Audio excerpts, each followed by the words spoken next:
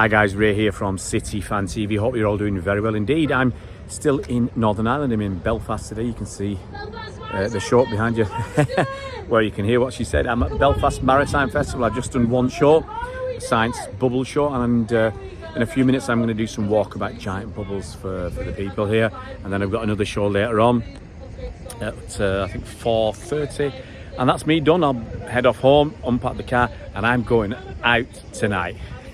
Not on the time. I'm going out for a pizza. I'm going to go for a Little Wings pizza, and I think they're 28 inches, and I think I deserve it after this last 7 days of slogging, really slogging, and then head off back tomorrow to Manchester, and back here in about less than 2 weeks. Oh, music's already started. I was hoping to get through this before it started anyway. Let's get into my video. Okay, we're here to talk. If you watched the England game, okay, yesterday England drew. If you're living under a rock, you know you wouldn't know this, but England drew with Ukraine in the World Cup qualifiers yesterday. And look, England are going to get into the World Cup finals. That's not an issue. That's not at stake. A lot of people after yesterday again are calling for Gareth Southgate's head. Okay, they say he's just not good enough, especially with the players we've got at our disposal. He's just not good enough to win us tournaments. We've got close, but then again, we should get close with the players we've got. With the players we've got, we should be getting close to winning tournaments. He didn't get us over the line in the Euros, and we should have got over the line because that was a poor Italy team, poor Italian team, because in the World Cup qualifying after that, they didn't make it. They got knocked out. Very, very poor from Italy after that. They weren't that good. They were there for the taking, and we didn't take them down. In the World Cup in Qatar, again, we were lacking. We weren't good enough. When it came to playing a decent side in France, we just weren't good enough. And the feeling is, the worry is that we are going to waste this generation of players by having Gareth Southgate at the helm, because he never did anything in club management. Really did nothing. He was lucky to get this England manager's job because of was it Sam Allardyce and his dalliances with the dark side, his misdemeanors, and he's been lucky, I think, to stay in this job. And especially after the World Cup, I would have ditched him. I think that was the right time. But I heard it on the radio today, and it's something I talked about with Bernard a few days ago, and there is a bit of mutterings for Pep to be the England manager. Now, we've talked about this before on the channel, talked about this with Bernard a few days ago, and we said, when Pep's finished at City, what will he do? Where will he go? And we couldn't see him easily go to another club anywhere, because he's not going to go anywhere in England. He's not going to go anywhere in Spain. I can't see him going back to Barcelona. He's not going to go back to Germany. Italy, the clubs aren't good enough to challenge for a few years, and is Pep going to wait 3 or 4 years to challenge? I don't think so. And I don't see him going to PSG because of the basically the animosity between Qatar and the United Arab Emirates, or Abu Dhabi, and I just can't see him going to PSG. So where can he go?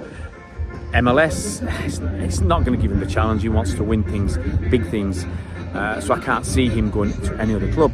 So we talked about, can he do an international manager's job, and as some of you guys on the channel have said, you can't see him going to Spain, which I now erroneously mentioned, simply because he's Catalan and he wants independence for Catalonia.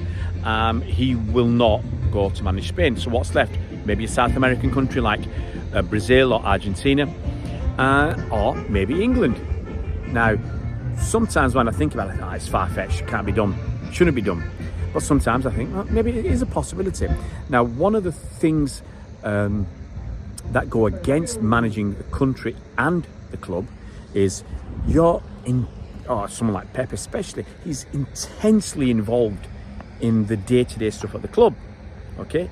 And sometimes when you've got an international break, it's a time to, I won't say relax and wind down, but most of your players are away. Now, they'll go away, let's say on a Sunday, they'll come back on, let's say, Tuesday or Wednesday, okay, 10, 11 days later. So then you prepare for your next game. Now, that period for the club is not a downtime, but I think with so few of your players still around, what training can you do? you can let your coaches do the physical training, and stuff like that. But what's Pep's involvement with physical training? It's nothing. And how many players are actually going to be around? Because just about everybody in our first team squad is an international player.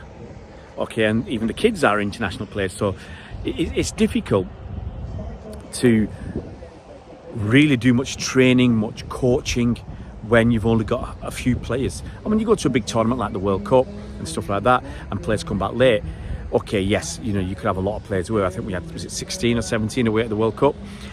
But when you go on international duty, international breaks, unless you're injured, most players will be away. So that's, I think, an opportunity to have 2 or 3 days extra off to recharge your batteries a bit, and to mentally refresh yourself. Now, if you're going to then take on international management duties, you're never going to calm down. You're never going to be able to relax, take your foot off the pedal. Now, maybe some people are suited to that. I personally like to be working all the time. If I'm not working, I'm bored. I slogged my guts out over June, July,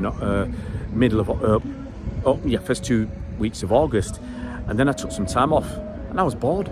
I wanted to go out and do stuff. I wanted to be out working, which is why I like to drive to work. I drive all over the country.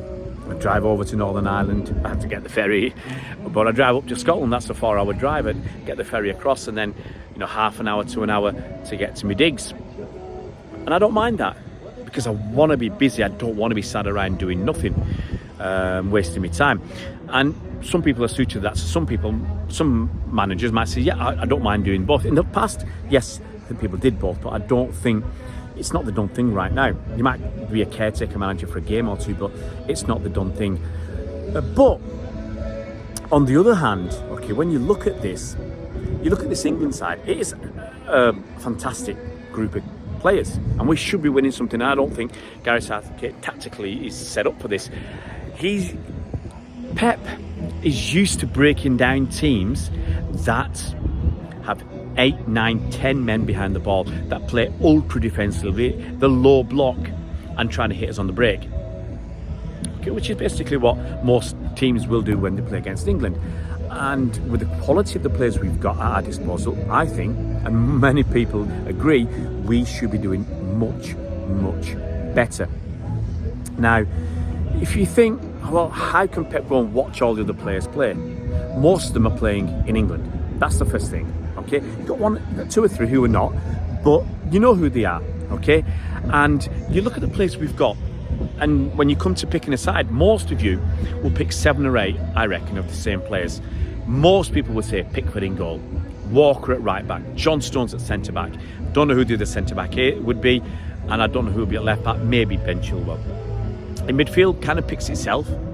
You've got Declan Rice, you've got Jude Bellingham, you've got Phil Foden, and as backup you've got people like Maddison, Calvin Phillips.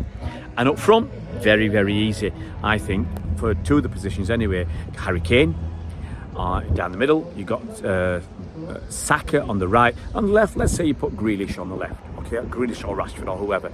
There's not much debate for most of those positions. So you or I could pick the England side, and any of us would get, as I said, 6, 7, 8 of the same players. Then a little bit it's down to personal preference on 1 or 2 players.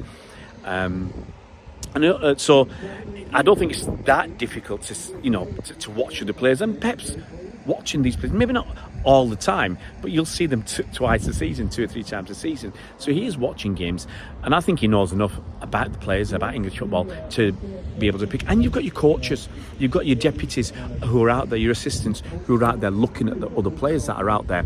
So the ones he might not know too much about, they will inform him. Similar to club management, when your coaches are telling you about the youngsters that are coming through, and then you bring them into the squad, first team squad, and you try them out and you see what they're about.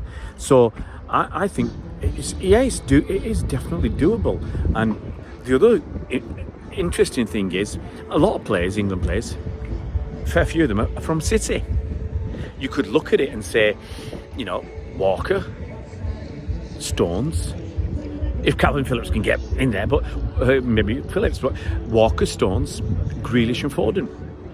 4 out of 11 players for England are coming from City. Now, that actually makes it easy as well. Makes it easy for Pep to go out there and implement a very similar system to what he's doing at City, because he's got the quality of players. You're going to supplement that with Bellingham and Rice and Kane and Saka.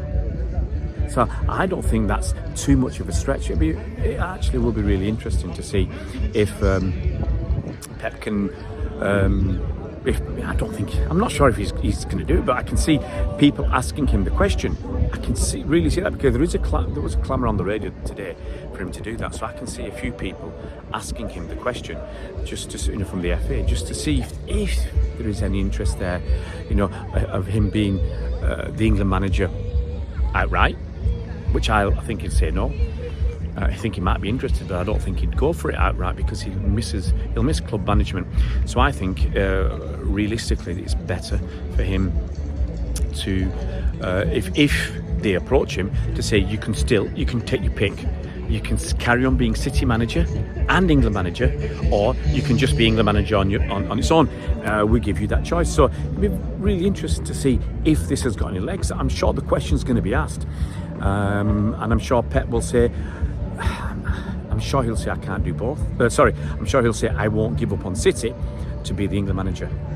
Okay, but can you imagine Pep as England manager? Do you think in the last 2 tournaments would have won one of them? Okay, some people will argue in the big moments in the big game in the Champions League, Pep has some brain farts, but he's come good now. He's come good in Champions League. He's won so many trophies. I think there's a good chance that Pep would have won us that Euros or won us the World Cup. He'd have done something by now. Southgate's been to 3 tournaments? He's not done out? No. It's a shout. It's a controversial shout. Guys, let us know in the comment section below whether you think Pep would be suitable for England, whether he'd go for it, whether he'd be interested in doing it on its own or combining it with the City job. I'd be interested to see what you think. Right, I better go. It's going to be my time to go out and start making some bubbles again in Belfast, and I think it's going to rain soon, so better get out and look lively. Guys, if you're new to the channel, it would be fantastic if you could subscribe, if you can hit that bell icon, you'll be notified as soon as new videos come out, and we'll see you round Blues.